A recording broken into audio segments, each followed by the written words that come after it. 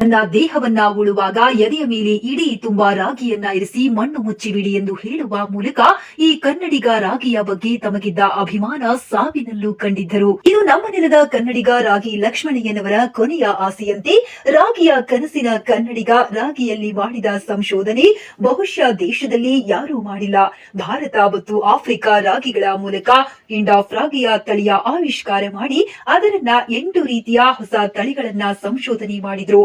ಇದರಿಂದ ಕರ್ನಾಟಕ ಸರ್ಕಾರ ಅವರಿಗೆ 2 ಬಾರಿ ರಾಜ್ಯೋತ್ಸವ ಪ್ರಶಸ್ತಿ ನೀಡಿ ಗೌರವಿಸಿತು. ಇವರ ಬಗ್ಗೆ ಎಪಿಜೆ ಅಬ್ದುಲ್ ಕಲಾಂ ಅವರಿಗಿದ್ದ ಅಭಿಮಾನ ಎಂತದ್ದು ಅಂದರೆ, ಘಟಿಕೋತ್ಸವಕ್ಕೆ ಆಹ್ವಾನಿಸಲು ಬಂದಿದ್ದ ಬೆಂಗಳೂರು ಕೃಷಿ ವಿಶ್ವವಿದ್ಯಾಲಯದ ಉನ್ನತಾಧಿಕಾರಿ ವರ್ಗದವರನ್ನ ನೋಡಿ ಕಲಾಂ ಅವರು, ಏನ್ರಿ ನಿಮ್ಮ ಯೂನಿವರ್ಸಿಟಿ ಇಂಡಿಯಾದ 2ನೇ ಹೆಸರಾಂತ ಯೂನಿವರ್ಸಿಟಿ ಅಂತೀರಿ, ವೆಬ್ಸೈಟ್ ಅಪ್ಡೇಟ್ ಆಗಿಲ್ಲ, ರಾಗಿ ಲಕ್ಷ್ಮಣಯ್ಯನವರ ಫೋಟೋ ಇಲ್ಲ, ಮೊದಲು ಹೋಗಿ ಸರಿ ಮಾಡಿಕೊಂಡು ಬನ್ನಿ ಅಂತ ಹೇಳಿ ಕಳಿಸಿದ್ದರಂತೆ.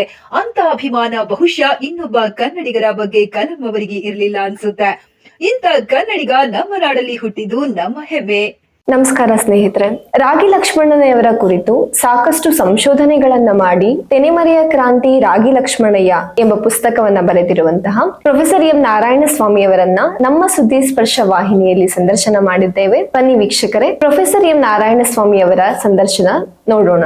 ನಮಸ್ಕಾರ ಸ್ನೇಹಿತರೆ, ಸುದ್ದಿ ಸ್ಪರ್ಶ ವಿಶೇಷ ಕಾರ್ಯಕ್ರಮಕ್ಕೆ ನಿಮ್ಮೆಲ್ಲರಿಗೂ ಕೂಡ ಸ್ವಾಗತನ ಕೋರ್ತಾ ಇದ್ದೇನೆ. ಇವತ್ತು ನಮ್ಮ ಜೊತೆ ಪಶು ವೈದ್ಯಕೀಯ ಕಾಲೇಜಿನ ಡಾಕ್ಟರ್ ನಾರಾಯಣಸ್ವಾಮಿ ಸರ್ ಇದ್ದಾರೆ. ಅವರಿಗೆ ಸ್ವಾಗತನ ಕೋರ್ತೇನೆ. ಸರ್ ನಮಸ್ಕಾರ. ನಮಸ್ಕಾರ. ಇತ್ತೀಚೆಗೆ ಈಗ ರಾಗಿ ಅಂದಿದ ತಕ್ಷಣ ನಮ್ಗೆ ಅನ್ಸೋದು ಆನೇಕಲ್ಲು, ರಾಗಿ ನಾಡು ಅಂತ. ನೀವು ರಾಗಿ ಲಕ್ಷ್ಮಣ ಬಗ್ಗೆ ಒಂದಷ್ಟು ಮಾಹಿತಿನ ಮತ್ತೆ ಬುಕ್ಸು ಮಾಡಿರೋದ್ರಿಂದ ಅದ್ರ ಬಗ್ಗೆ ಒಂದಷ್ಟು ಇನ್ಫಾರ್ಮೇಶನ್ ಹೇಳ್ಬೋದು. ರಾಗಿ ಎಲ್ಲಿ, ಅದ್ರ ತಳಿಗಳೇನು, ಅಥವಾ ಏನ್ ಅದ್ರ ಬಗ್ಗೆ ನೀವು ಒಂದಷ್ಟು ಮಾಹಿತಿ. ತೆನೆಮರೆಯ ಕ್ರಾಂತಿ ರಾಗಿ ಲಕ್ಷ್ಮಣಯ್ಯ ಒಂದು ಪದಗುಚ್ಛ ಇದೆ, ತೆರೆ ಮರೆಯ ಕ್ರಾಂತಿ ಅಂತ. ಆ ತೆರೆ ಅಂದ್ರೆ ಈ ನಾಟಕದ ತೆರೆ ಅಂತ ನಾವು ಅರ್ಥ ಮಾಡ್ಕೋಬೇಕಾಗತ್ತೆ. ಆದ್ರೆ ಇಲ್ಲಿ ತೆನೆ ಮರೆಯ ಕ್ರಾಂತಿ ಅಂದ್ರೆ ರಾಗಿ ತೆನೆಯ ಮರೆಯಲ್ಲಿ ಕ್ರಾಂತಿ ಮಾಡಿದವರು ರಾಗಿ ಲಕ್ಷ್ಮಣಯ್ಯ. ಅವರು 1921 ಅವರು ಜನ್ಮ ತಾಳ್ತಾರೆ ಮೈಸೂರು ಜಿಲ್ಲೆಯ ಹಾರೋಹಳ್ಳಿಯಲ್ಲಿ. 1941 ಅವರು ಬೆಂಗಳೂರಿನ ಸೈನ್ಸ್ ಕಾಲೇಜ್, ಈಗೇನು ರೂಪತುಂಗ ರೋಡ್ ಇದೆ ಅಲ್ಲಿ ಸೈನ್ಸ್ ಕಾಲೇಜಲ್ಲಿ ಒಂದು ಡಿಗ್ರಿ ಪಡ್ಕೊಳ್ತಾರೆ. ನಾರ್ಮಲ್ ಡಿಗ್ರಿ, ಅದು BSc degree, chemistry, botany, zoology subject ಗಳನ್ನ ಅವ್ರು ಓದ್ತಾರೆ. ಆ ಬಾಟ್ನಿ ಬಹುಶಃ ಅವರ ಮನಸ್ಸಿಗೆ ಎಷ್ಟು ಇಳಿದಿದೆ ಅಂದ್ರೆ ಆ ಸಸ್ಯಶಾಸ್ತ್ರದಲ್ಲಿ ಬ್ರೀಡಿಂಗ್ ಅನ್ನೆಲ್ಲ ಕಲ್ತಿದ್ದಾರೆ ಅವರು.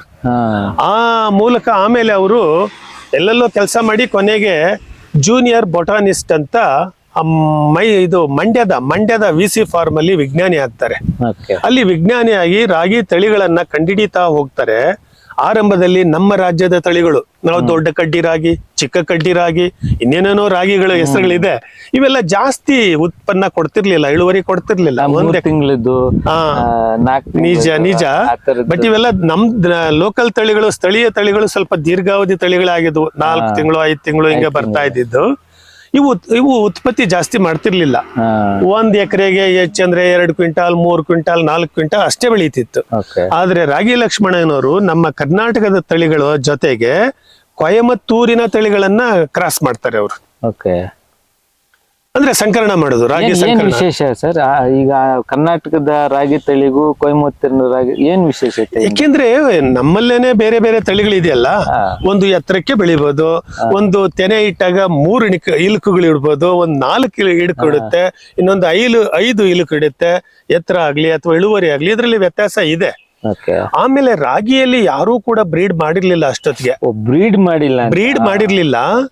ಈಗ ಬೇರೆ ಬೇರೆ ತಳಿಗಳನ್ನ ತಂದು ಬ್ರೀಡ್ ಮಾಡ್ಬೇಕು ಅನ್ನೋದು ಲಕ್ಷ್ಮಣಯ್ಯನವರಿಗೆ ಹೊಳೆಯುತ್ತೆ. ಯಾಕೆ ಹೊಳೆಯುತ್ತೆ ಅಂದ್ರೆ ರಾಗಿ ಅನ್ನೋದು ಬಡವರ ಆಹಾರ. ಬರಗಾಲ ಮತ್ತೆ ಮತ್ತೆ ಬರ್ತಿರುತ್ತೆ. ಅವಾಗ ಜನರಿಗೆ ಮುದ್ದೆ ಸಿಗ್ಬೇಕು, ಆಹಾರ ಸಿಗ್ಬೇಕು, ರಾಗಿ ಸಿಗಬೇಕು. ಹೇಗಾದ್ರೂ ಮಾಡಿ ನಾನು ಬಡವರ ಪರವಾದ ರಾಗಿಯಲ್ಲಿ ಸಂಶೋಧನೆ ಮಾಡಬೇಕು ಅಂತ ಕೊಯಮತ್ತೂರಿನ ತಳಿಗಳು ತರ್ತಾರೆ. ಎರಡನ್ನೂ ಕ್ರಾಸ್ ಮಾಡಿಬಿಟ್ಟು ಒಂದಷ್ಟು ತಳಿಗಳನ್ನ ಮಾಡಿ ಹೆಸರು ಕೊಡ್ತಾರೆ ಅವರು. ಅರುಣ, ಉದಯ, ಪೂರ್ಣ, ಅನ್ನಪೂರ್ಣ, ಶಕ್ತಿ, ಕಾವೇರಿ, ಈ ತರದ ತಳಿಗಳನ್ನ ಕೊಡ್ತಾರೆ ಅವರು.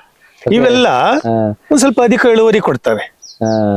ಈ ಅನ್ಪೂರ್ಣ ಇವೆಲ್ಲ ಈ ಸರ್ಕಾರ ಅದನ್ನೇ ಎನ್ಕೇಶ್ ಮಾಡ್ಕೊಂಡ್ಬಿಟ್ಟಿರ್ಬೇಕನ್ಸ.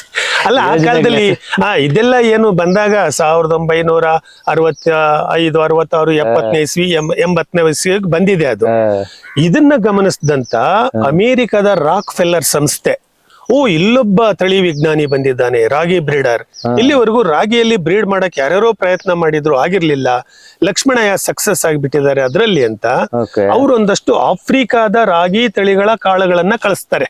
ಅವ್ರು ಇಲ್ಲಿ ಬ್ರೀಡ್ ಮಾಡೋದು, ಇಲ್ಲಿ ಬ್ರೀಡ್ ಮಾಡ್ಲಿ, ಲಕ್ಷ್ಮಣಯ್ಯನೇ ಬ್ರೀಡ್ ಮಾಡ್ಲಿ ಅಂತ.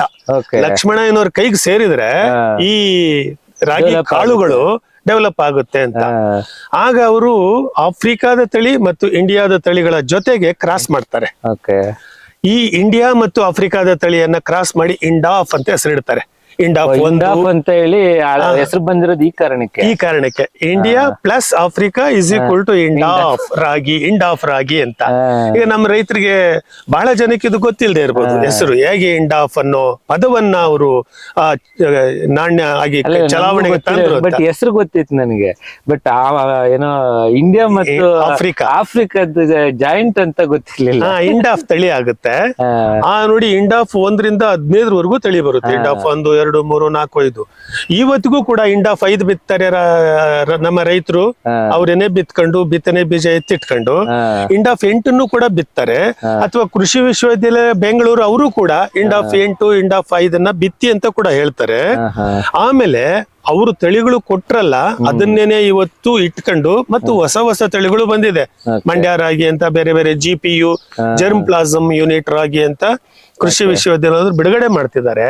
ಅಂದ್ರೆ ಹೇಗೆ ಅಂದ್ರೆ ನಮ್ಮ ರಾಗಿ ಲಕ್ಷ್ಮಣಯ್ಯನವರು ಹೇಳ್ಬೇಕು ಅಂದ್ರೆ ವಿಶ್ವವಿಖ್ಯಾತ ವಿಜ್ಞಾನಿ. ಅವರಿಗೆ 2 ಸಾರಿ ಕನ್ನಡ ರಾಜ್ಯೋತ್ಸವ ಪ್ರಶಸ್ತಿ ಬಂದಿದೆ. ಈಗ ನೀವು ಏನ್ ಮೈಸೂರು ಮಹಾರಾಜರನ್ನ ಹೆಂಗೆ ನಿಮ್ಮಿಂದ ಹೊರಗಡೆ ಬೆಳಕಿಗೆ ಬಂದ್ರು, ಈ ರಾಗಿ ಲಕ್ಷ್ಮಣ ಅನ್ನೋದು ಕೂಡ ನಿಮ್ಮಿಂದನೇ ಬಹುಶಃ ನಮ್ಮೆಲ್ರಿಗೂ ಗೊತ್ತಾಗಿರೋದು. ಹೌದು, ಇಡೀ ರಾಜ್ಯಕ್ಕೆ ಗೊತ್ತಾಯ್ತು. ಅದು ಹೆಂಗೆ ಸರಿ, ನಿಮ್ಗೆ ಹೆಂಗ್ ಅನಿಸ್ತಾ ಇದೆ ಈ ಇಷ್ಟೊಂದು ದೊಡ್ಡವ್ರನ್ನೆಲ್ಲ ನೀವು ರಾಜ್ಯಕ್ಕೆ ಪರಿಚಯ ಮಾಡ್ಕೊಡ್ತಾ ಇರೋದು? ಈಗ ಏನಾಯ್ತು ಅಂದ್ರೆ, ನಾನು ವೆಟರ್ನರಿ ಕಾಲೇಜ್ ಬೆಂಗಳೂರಲ್ಲಿ ಓದಿದ್ದು 1982ರಿಂದ 87ನೇ ಇಸ್ವಿವರೆಗೂ. ಅಲ್ಲಿ ದಲಿತ ವಿದ್ಯಾರ್ಥಿಗಳು ತಮ್ಮ ಸಾಂವಿಧಾನಿಕ ಹಕ್ಕುಗಳಿಗೋಸ್ಕರ, ಸವಲತ್ತುಗಳಿಗೋಸ್ಕರ ಕೇಳಬೇಕು ಅಂತ ನನಗೆ ಅನ್ನಿಸ್ತು. ಆಗ ನಾನು 1988ನೇ ಇಸ್ವಿಯಲ್ಲಿ ಡಾಕ್ಟರ್ BR ಅಂಬೇಡ್ಕರ್ ವಿದ್ಯಾರ್ಥಿ ಸಂಘ ಅಂತ ಮಾಡಿದೆ.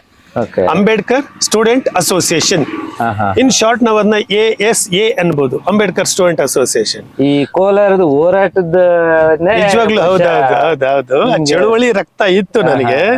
ಅಥವಾ ಅನ್ಯಾಯವನ್ನ ಪ್ರತಿಭಟಿಸುವಂತ ಒಂದು ಮನಸ್ಸಿತ್ತಲ್ಲ, ಅಂಬೇಡ್ಕರ್ ಸ್ಟೂಡೆಂಟ್ ಅಸೋಸಿಯೇಷನ್ ಮಾಡಿ ಅಂಬೇಡ್ಕರ್ ಜಯಂತಿ ಮಾಡಬೇಕು ಅಂತ 1988ನೇ ಇಸ್ವಿ ಮೇ ತಿಂಗಳಲ್ಲಿ ವಿಶೇಷವಾದ ವ್ಯಕ್ತಿಯನ್ನ ಆಹ್ವಾನಿಸಬೇಕು ನಮ್ಮ ಕಾರ್ಯಕ್ರಮಕ್ಕೆ ಅಂತ ರಾಗಿ ಲಕ್ಷ್ಮಣಯ್ಯ ಅವ್ರನ್ನ ಆಹ್ವಾನಿಸಿದ್ವು. ನೀವು ರಾಗಿ ಲಕ್ಷ್ಮಣ ಕಾರ್ಯಕ್ರಮಕ್ಕೆ ಕರೆದಿದ್ದೀವಿ. ಬಹಳ ಜನ ನೋಡಿರೋದಿಲ್ಲ ಆ ವ್ಯಕ್ತಿಯನ್ನ, ಆದ್ರೆ ನಾನು ನೋಡಿದೀನಿ, ನಾನು ಕರೆದಿದ್ದೇನೆ ಅನ್ನೋದೇ ನನಗೆ ಹೆಚ್ಚುಗಾರಿಕೆ, ಹೆಮ್ಮೆ. ಸರಿ, ಲಂಕೇಶ್ ಅವರನ್ನ ಕರೆದೆ ನೋಡಿ ನಾನು. ಇಂಥ ಕೊಡುಗೆ ಕೊಟ್ಟ ವ್ಯಕ್ತಿಯನ್ನ ಲಂಕೇಶ್ ಅವರು ಸನ್ಮಾನ ಮಾಡಬೇಕು ಅಂತ. ಸಾಮಾನ್ಯವಾಗಿ ಲಂಕೇಶ್ ಯಾರನ್ನಾದ್ರೂ ಸನ್ಮಾನ ಮಾಡ್ಬೇಕಂದ್ರೆ ಅವ್ರು ಇಷ್ಟಪಡೋದಿಲ್ಲ, ಆದ್ರೆ ಮುಜುಗರನೇ ಇರ್ತದೆ. ಆದ್ರೆ ಅವರು ಅವತ್ತು P. ಲಂಕೇಶ್ ಅವರು ಲಕ್ಷ್ಮಣಯ್ಯನವ್ರನ್ನ ಸನ್ಮಾನ ಮಾಡಿದ್ರು. ಆಮೇಲೆ ಲಕ್ಷ್ಮಣಯ್ಯ ಆಗ್ಲೇ ನಿವೃತ್ತಿಯಾಗಿದ್ರು ನೌಕರಿಯಿಂದ 1984ರಲ್ಲಿ. ಆಗ ಲಂಕೇಶ್ ಅವರು ಹೇಳಿದ್ರು, ನೀವು ಯಾರ್ಯಾರಿಗೋ ಗೌರವ ಡಾಕ್ಟರೇಟ್ ಕೊಟ್ಟಿದ್ದೀರಿ, ಬಡವರ ಆಹಾರ ಶೋಧಿಸಿದಂತ ಲಕ್ಷ್ಮಣನವರಿಗೆ ಯಾಕೆ ನೀವು ಗೌರವ ಡಾಕ್ಟರೇಟ್ ಕೊಡ್ಲಿಲ್ಲ? ಯಾವ ಯೂನಿವರ್ಸಿಟಿ ಅಂತ ಕೇಳಿ ಸರ್ ಅದು ನಮ್ಮ ಯೂನಿವರ್ಸಿಟಿಯಲ್ಲೇ ಕೇಳಿದ್ರು. ಹೆಬ್ಬಾಳದ ಅಂಬೇಡ್ಕರ್ ಜಯಂತಿ ಕಾರ್ಯಕ್ರಮದಲ್ಲಿ ಲಂಕೇಶ್ ಅವರು ಕೇಳಿದ್ರು. ಆಗ ಅಲ್ಲಿ ಭಾಗವಹಿಸಿದಂತ ಹಂಗಾಮಿ ಕುಲಪತಿಗಳಾದ ಡಾಕ್ಟರ್ ರಾಮಣ್ಣ ಅವರು ಹೇಳಿದ್ರು, ಆಯ್ತು, ಅದಕ್ಕೆ ಸೂಕ್ತ ಸಮಯದಲ್ಲಿ ಸೂಕ್ತ ಉತ್ತರ ಕೊಡ್ತೀವಿ ಅಂತ. ಆ ನಂತರ ನಡೆದ ಘಟಿಕೋತ್ಸವದಲ್ಲೇ ರಾಗಿ ಲಕ್ಷ್ಮಣಯ್ಯನವರಿಗೆ ಒಂದು ಗೌರವ ಡಾಕ್ಟರೇಟ್ ಪ್ರಶಸ್ತಿಯನ್ನ ಬೆಂಗಳೂರು ಕೃಷಿ ವಿಶ್ವವಿದ್ಯಾಲಯ ನೀಡಿತು. ಯಾವ ವರ್ಷ ಸರ್ ಅದು 1989ರ ಘಟಿಕೋತ್ಸವದಲ್ಲಿ. ನೀವು ಅದಾದ್ಮೇಲೆ ನೆಕ್ಸ್ಟ್ ಇಯರ್ ಕೊಟ್ರು. ಯಾಕಂದ್ರೆ ಆ ಕಣ್ಣು ತರಿಸಿದ್ದು ನಾವು ಅನ್ನೋದಕ್ಕಿಂತ ಲಂಕೇಶ್ ಅವರು ಅದರ ಚಿಂತನೆಯಲ್ಲಿ ಅವರು ಕೇಳಿದ್ರು, ಒಂದು ವಿಶ್ವವಿದ್ಯಾಲಯದ ಕೇಳಬಹುದಾದದನ್ನ ಕೇಳಿದ್ರು. ವಿಶ್ವವಿದ್ಯಾಲಯ ಅದನ್ನು ಕೊಟ್ಟು ಕೂಡ ನಾನು ಬೆಂಗಳೂರು ಕೃಷಿ ವಿಶ್ವವಿದ್ಯಾಲಯ ತುಂಬಾ ಗೌರವಿಸ್ತೇನೆ. ಯಾಕೆಂದ್ರೆ ಅಲ್ಲಿನ ಉತ್ತಮ ಶಿಕ್ಷಣ ಪದ್ಧತಿಯಿಂದಾಗಿ ಮತ್ತು ಅದು ಸ್ವಲ್ಪ ಸಮಾನತೆ ಅನ್ನೋದನ್ನು ಕೂಡ ತನ್ನ ಮೈಯಲ್ಲಿ ಇಟ್ಕೊಂಡಿದೆ ಬೆಂಗಳೂರು ಕೃಷಿ ವಿಶ್ವವಿದ್ಯಾಲಯ. ನಿಮ್ಮ ಈ ಏನು ಈ ಬಾಂಬ್ ಸೇಪು ಅಥವಾ ಈ ಕಮ್ಯುನಿಟಿಗೆ ಪೇ ಬ್ಯಾಕ್ ಮಾಡ್ಬೇಕನ್ನೋ ಮನಸ್ಥಿತಿ ಇವಾಗಲೂ ಇನ್ನೂ ಜೀವಂತಿಕೆ ಉಳಿಸ್ಕೊಂಡಿದ್ದೀರಲ್ಲ ಸರ್. ಸಮಾಜದಲ್ಲಿ ಒಂದು ಎಚ್ಚರಿಕೆಯನ್ನಂತೂ ಕೊಡ್ಬೇಕಲ್ವೇ. ಡಾಕ್ಟರ್ ಬಾಬಾ ಸಾಹೇಬ್ ಅಂಬೇಡ್ಕರ್ ಹೇಳಿದ್ದೇನು? ಶಿಕ್ಷಣ, ಹೋರಾಟ, ಸಂಘಟನೆ, ಎಜುಕೇಟ್, ಎಜಿಟೇಟ್, ಆರ್ಗನೈಸ್ ಅಂತ. ನಾವು ಶಿಕ್ಷಣ ಪಡ್ಕೊಂಡ್ವು, ನಾವು ಕಲ್ತಿದ್ದನ್ನ ಇನ್ನೊಬ್ರಿಗೆ ಹೇಳ್ಬೇಕಲ್ವೇ. ವಿಶ್ವವಿದ್ಯಾಲಯದಲ್ಲಿ 3 ಮ್ಯಾಂಡೇಟ್ ಇದೆ: ಟೀಚಿಂಗ್, ರಿಸರ್ಚ್ ಅಂಡ್ ಎಕ್ಸ್ಟೆನ್ಷನ್ ಅಂತ. ಈ ಎಕ್ಸ್ಟೆನ್ಷನ್ ಕೆಲಸನೇ ನಾನು ರಾಗಿ ಲಕ್ಷ್ಮಣನ್ ಅವ್ರ ಬಗ್ಗೆ ಪುಸ್ತಕ ತರೋದಕ್ಕೆ ಸಾಧ್ಯ ಆಯ್ತು. ಅವರು 1993ರಲ್ಲಿ ತೀರ್ಕೊಳ್ತಾರೆ. 2012ರಲ್ಲಿ ಯಾವುದೋ ಒಂದ್ ಸಂದರ್ಭದಲ್ಲಿ ಅವ್ರು ತೀರಿಕೊಂಡ 19 ವರ್ಷಗಳ ನಂತರ ಅವ್ರ ಬಗ್ಗೆ ಕೇಳಿದ್ರೆ ಜನಕ್ಕೆ ಅಷ್ಟು ಪರಿಚಯ ಇರ್ಲಿಲ್ಲ.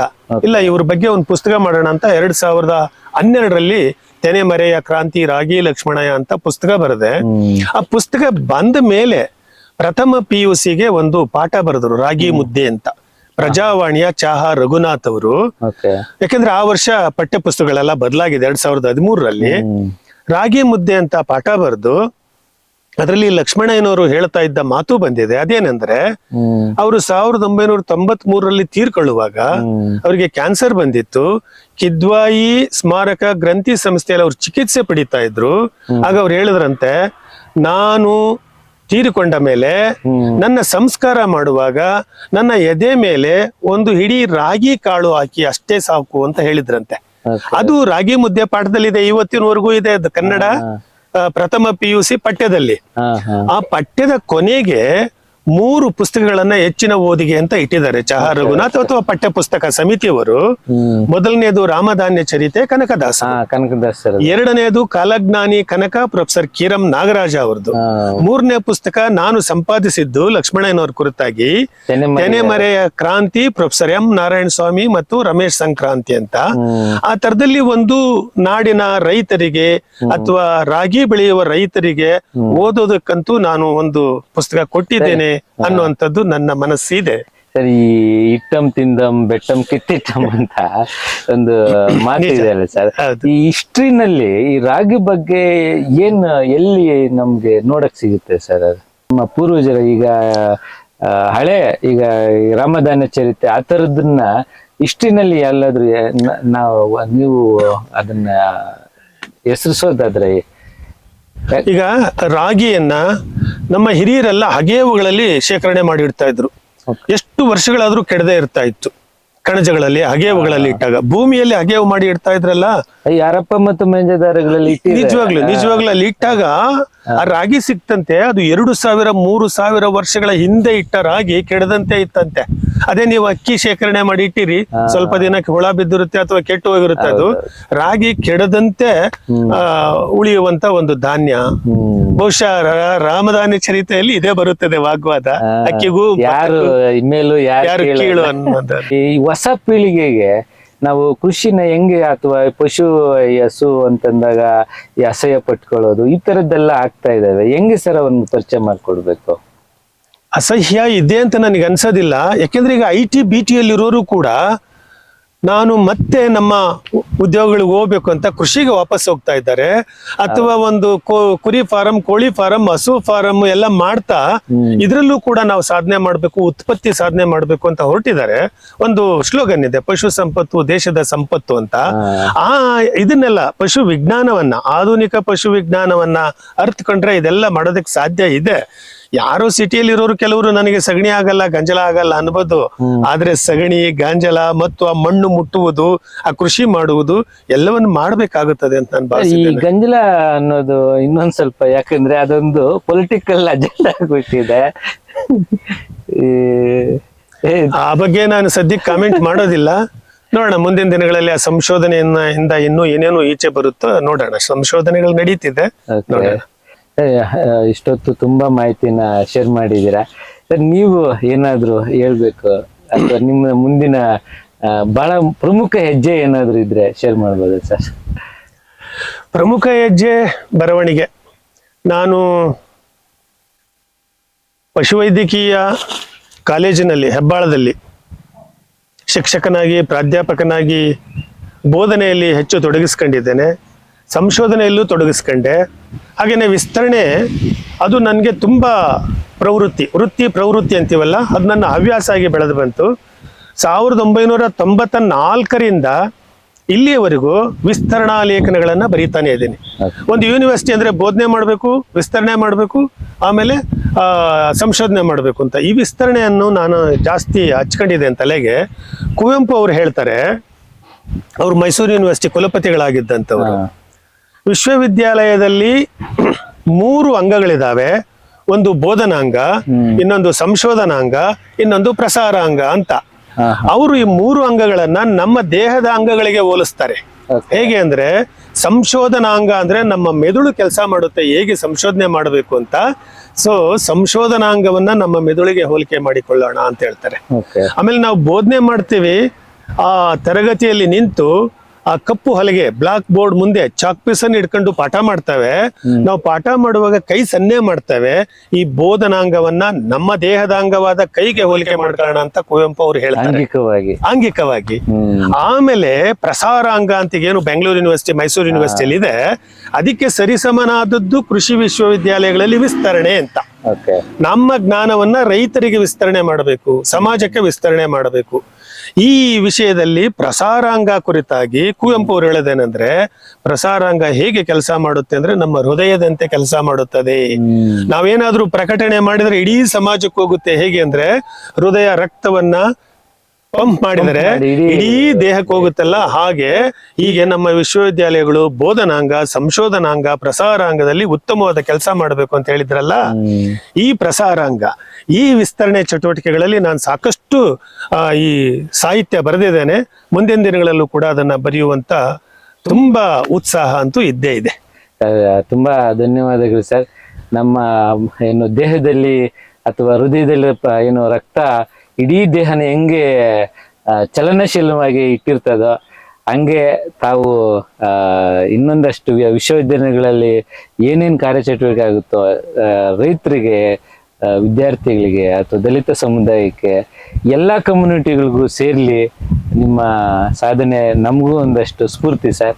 ಆಕಸ್ಮಿಕವಾಗಿ ಬಂದು ತಾವು ಟೈಮ್ ಕೊಟ್ಟು ಒಂದಷ್ಟು ಬಹಳ ಮುಖ್ಯವಾದಂತ ಜನಕ್ಕೆ ಹೇಳಲೇಬೇಕಾಗಿರೋಂಥ ವಿಚಾರಗಳನ್ನ ಹೇಳಿದ್ದೀರಾ. ತುಂಬಾ ಧನ್ಯವಾದಗಳು ಸರ್. ಧನ್ಯವಾದ. ಸ್ನೇಹಿತರೆ, ಇವತ್ತು ಬಹಳ ಮುಖ್ಯವಾದಂತ ಚರ್ಚೆ ಮಾಡಿದ್ವಿ. ಡಾಕ್ಟರ್ ನಾರಾಯಣಸ್ವಾಮಿ ಸರ್ ಅವರು ನಮ್ಮ ಜೊತೆ ಬಂದು ಆಕಸ್ಮಿಕವಾಗಿ ಸಿಕ್ಕಿದ್ರು ಕೂಡ ಬಹಳ ಮುಖ್ಯವಾಗಿ ಆನೆಕಲ್ಲು, ರಾಗಿ ಮತ್ತೆ ಈವನ್ ಬೇರೆ ದೇಶಗಳಲ್ಲಿ ಮಹಾರಾಜರು ಒಂದಷ್ಟು ಜಾಸ್ತಿ ವಿಷಯಗಳನ್ನ ಶೇರ್ ಮಾಡ್ಕೊಂಡಿದ್ದಾರೆ. ಅವ್ರಿಗೆ ಮತ್ತೊಮ್ಮೆ ಧನ್ಯವಾದಗಳನ್ನ ಹೇಳ್ತೇವೆ. ಮತ್ತೆ ಇನ್ನೊಂದು ವಿಷಯವಾಗಿ ಮತ್ತೊಂದು ದಿನ ನಾವೆಲ್ಲ ಸೇರ್ಕೊಳ್ಳೋಣ. ಧನ್ಯವಾದ.